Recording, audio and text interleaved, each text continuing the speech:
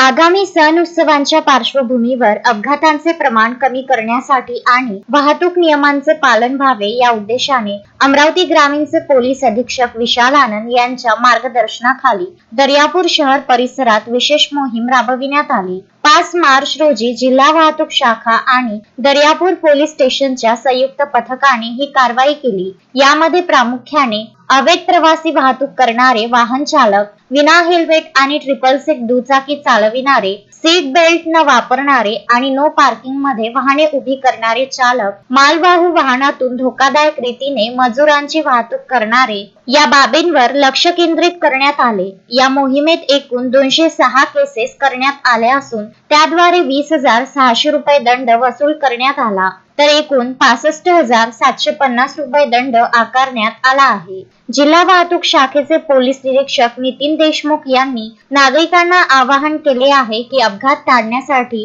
हेल्मेटचा वापर करावा, वाहने भरधाव चालवू नयेत आणि वाहतूक नियमांचे काटेकोर पालन करावे। नियमांचे उल्लंघन करणाऱ्यांविरुद्ध यापुढेही कठोर दंडात्मक व न्यायालयीन कारवाई केली जाईल, असा इशारा पोलीस प्रशासनाने दिला आहे।